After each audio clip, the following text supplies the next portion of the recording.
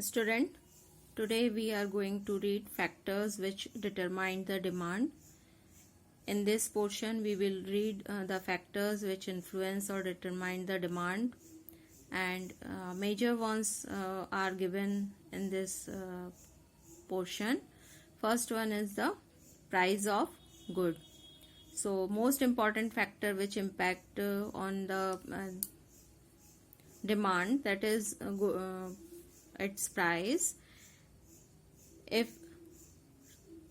there is a change in the price of a good, its demand is affected.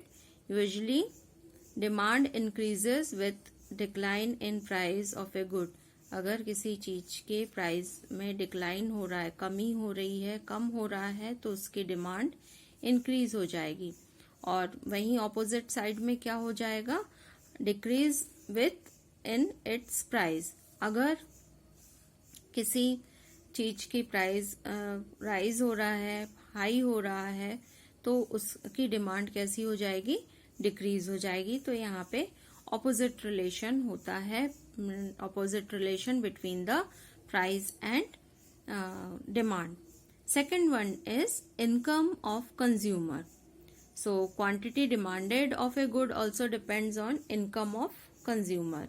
If there is no change in the price of a good, then its demand may increase along with increase in income of consumer, and the demand of a good declines along with the decline in the income of consumer. तो यहाँ पे proportionate relation दिया है कि अगर किसी consumer की income increase हो रही है तो उसकी डिमांड भी इंक्रीज हो जाएगी, और अगर उसकी कंज्यूमर की जो इनकम है वो डिक्लाइन हो रही है तो यहाँ पे डिमांड भी डिक्लाइन में आ जाएगी.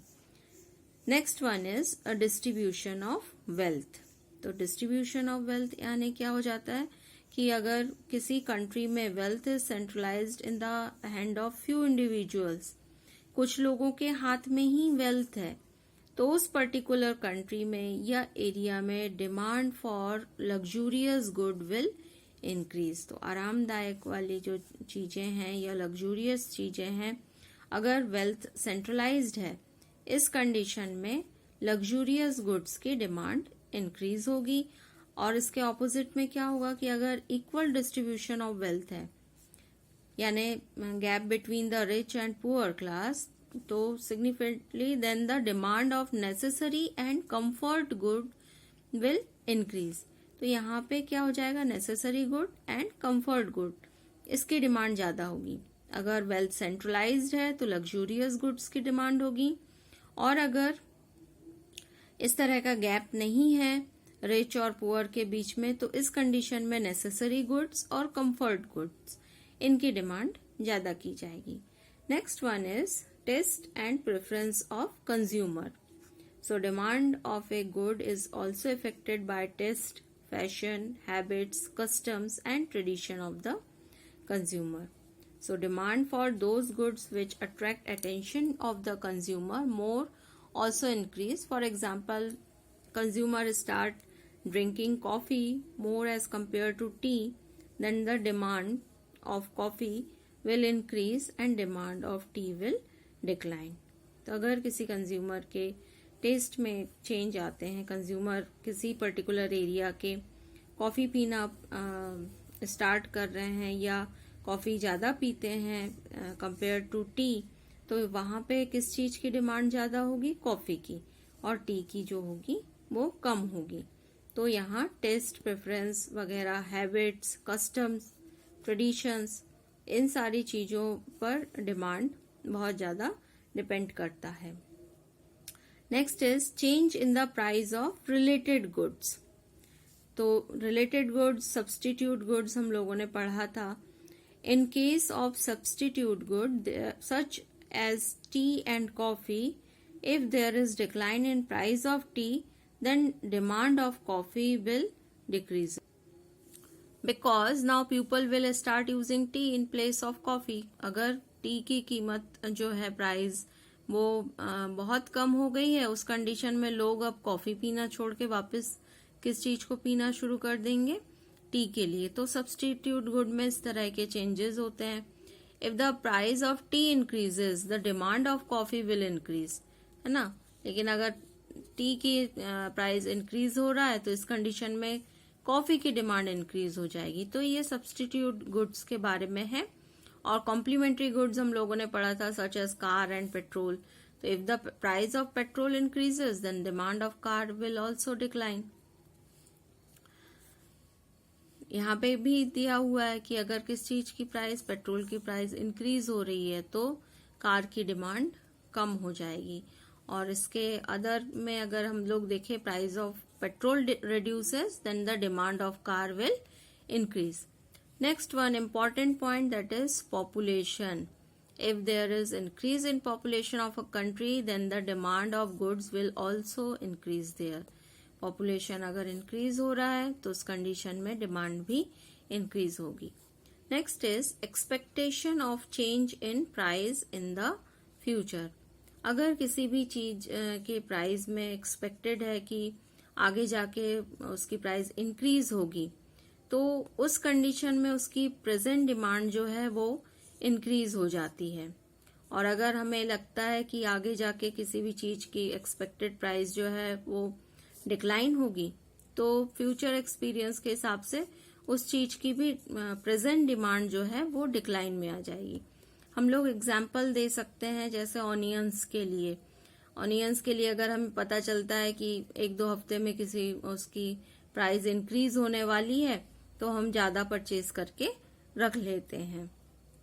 Next point is government policy.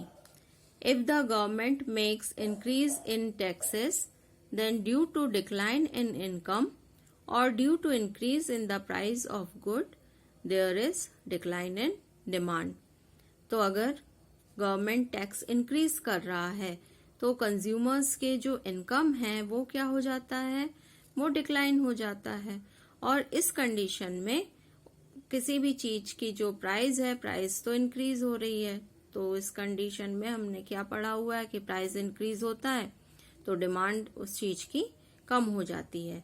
और उसके कॉन्ट्रा में, उसके अगर ऑपोजिट में अगर हम लोग बात करें कि गवर्नमेंट फाइनेंशियल सब्सिडी प्रोवाइड करती है या फिर production of goods, then the demand of good will increase due to increase in income और reduction in prices of goods. तो ऑपोजिट साइड में अगर गवर्नमेंट सब्सिडीज प्रोवाइड कर रही है, टैक्स रेट कम कर रही है, तो फिर उस पर्टिकुलर चीज की जो प्राइस है वो कम होगा। और कम होने से क्या होगा, इसका रिजल्ट होगा लोगों की इनकम इंक्रीज होगी, और इनकम इंक्रीज हो रही है और साथ ही साथ प्राइस ऑफ गुड्स भी डिक्रीज हो रहा है, तो फिर जो चीजों की डिमांड है वो बढ़ जाएगी।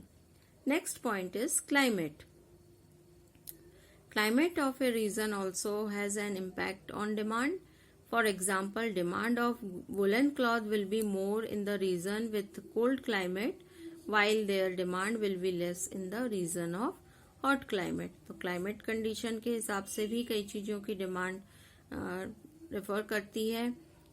जो वुलन क्लॉथ का अगर हम लोग एग्जाम्पल देखें तो कोल्ड क्लाइमेट वाले एरियाज में उसकी डिमांड ज्यादा होगी, हॉट क्लाइमेट वाले एरियाज में वुलन क्लॉथ्स की डिमांड जो होगी वो लेस होगी। Let's read the demand schedule and demand curve. So a demand schedule is a table that show the various quantity of a particular good demanded by a person और a person at different prices in the market. This type of demand schedule tells us about the functional relationship between various prices of a good and various quantities of its demand at those prices. तो जो demand schedule है, demand schedule क्या है, एक table है, जैसे ये table आप देख रहे हैं, जिसमें हमें क्या शो होता है, वेरियस क्वांटिटी और उनकी प्राइस। तो इनके बीच में जो रिलेशनशिप है, relationship between price and quantity, ये डिमांड शेड्यूल के थ्रू शो किया जा सकता है। First type is individual demand schedule. तो इंडिविजुअल डिमांड शेड्यूल जो है, it refers to a tabular representation of quantity of products demanded by an individual और a consumer. at different prices and time। तो ये इमेजिनरी टेबल है, तो इसमें किसी वन पर्सन की ही बात की गई है कि जैसे प्राइस ऑफ शुगर पर केजी दिया, अगर 14 रुपीज पर केजी है तो वो डिमांड कर रहा है 8 केजी की। अगर 15 इंक्रीज होके 15 रुपीज पर केजी हो रहा है तो ये क्वांटिटी आ रही है 7 रुपीज। देन 16 रुपीज अगर और बढ़ गया है, रेट बढ़ गया है, तो उसकी डिमांड डिक्रीज हो रही है 5 केजी पे। और प्राइस ऑफ शुगर पर केजी 70 रुपीज की कंडीशन में 3 रुपीज की क्वांटिटी यहाँ पे डिमांड, 3 केजी की क्वांटिटी डिमांड की जाएगी। So this one is individual demand schedule, schedule demanded by an individual और a consumer. Next one is market demand schedule. So it shows a tabular representation of quantity demanded by aggregated by individuals at a different price and time. So it demonstrates the total of aggregate demand of the all consumer in the market at a different price. तो ये वाले में आप देख रहे हो यहाँ पे 3 इंडिविजुअल्स के हमें चार्ट दिया हुआ है मार्केट डिमांड शेड्यूल में। प्राइस वही दी हुई है, प्राइस ऑफ शुगर पर केजी 14, 15, 16 और 17। और वेरियस जो कंज्यूमर्स हैं, वेरियस इंडिविजुअल्स हैं यहाँ पे, जैसे ए, बी एंड सी है। 14 रुपीज पर केजी अगर शुगर प्राइस है तो इस कंडीशन में ए परचेज कर रहा है 8 केजी, बी कर रहा है 11 केजी, सी कर रहा है 10 केजी। टोटल जो डिमांड आई है वो कितनी है, 29 केजी की। नेक्स्ट 15 रुपीज की कंडीशन में ये अब डिक्रीज हो गया है 7 KG, 8 KG, 8 KG, total 23 KG. 16 rupees की कंडीशन है 5 KG, 7 KG, 6 KG, total 18 KG. अब देखो बढ़ के 17 रुपीज पर केजी शुगर अब हो रहा है। तो इंडिविजुअल ए परचेज कर रहा है 3 केजी, बी कर रहे हैं 5 केजी एंड सी कर रहे हैं 2 केजी। तो इस तरीके से यहाँ पे केवल 10 केजी शुगर की डिमांड हो रही है। तो यहाँ पे भी हम क्या देख रहे हैं कि प्राइस इंक्रीज हो रहा है तो डिमांड जो है वो डिक्रीज कंडीशन में है। और अगर ऑपोजिट प्राइस क्या होगी कि अगर प्राइस डिक्रीज हो तो उस कंडीशन में डिमांड भी इंक्रीज हो जाएगी। Next we will read the demand curve. So ये डिमांड कर्व आपको शो हो रहा है quantity of good and price of good में। तो demand schedule expresses the price quantity relationship arithmetically, and when the same is expressed in the form of diagram it is called demand curve। तो जैसे ये schedule में आप देख रहे हैं वही चीज को अरिथमेटिकली यहाँ ग्राफिकल रिप्रेजेंटेशन किया गया है। तो यहाँ पे आप देख रहे हो just like demand schedule, demand curve is also of 2 types, individual demand curve and market demand curve. Curve down on the base of the individual demand schedule is known as individual demand curve, while a curve drawn on the basis of market demand schedule is known as the market demand curve। तो जब हम individual demand curve के हिसाब से draw करते हैं तो उसको हम क्या बोलेंगे, इंडिविजुअल डिमांड कर्व। और अगर मार्केट डिमांड शेड्यूल के अकॉर्डिंग ड्रॉ करते हैं तो मार्केट डिमांड कर्व होगा। तो यहाँ पे जो ये आप देख रहे हैं रिप्रेजेंटेशन, ओ एक्स एक्सिस पे क्वांटिटी ऑफ गुड है, while on OY axis there is shown the price of good. DT, this one is the demand curve. So demand curve slopes down from left to right, which signifies that there is inverse relationship between the demand and price. तो यहाँ पे if price increase demand decrease, if price decrease demand will increase. At point PQ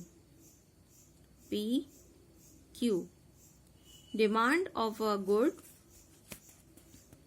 demand कितनी है उस condition में, demand of a good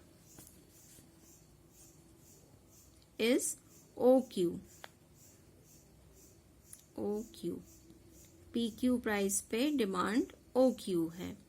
अब price increase हो गई, प्राइस इंक्रीज होके P1 पे पहुंच गई, तो यहाँ पे डिमांड यहाँ से हटके इस तरफ चला गया है Q1 में, तो यहाँ पे P1 Q1, इससे हमें दिख रहा है कि इस चीज की डिमांड जो है वो कम गई है।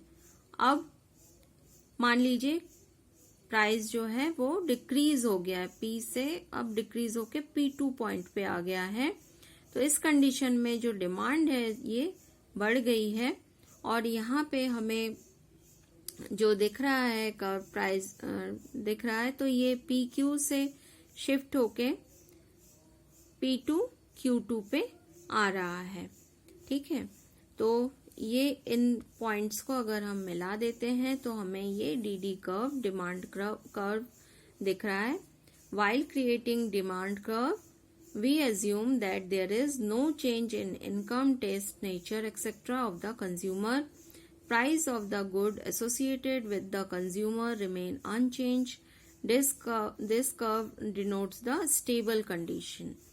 तो ये सारे चेंजेस यहाँ पे अजम्पशन दिए हुए हैं, अजम्पशन भी दिया हुआ है, और price of good associated with consumer remain unchanged, तब जाके ये कर्व स्लो शो किया जा सकता है।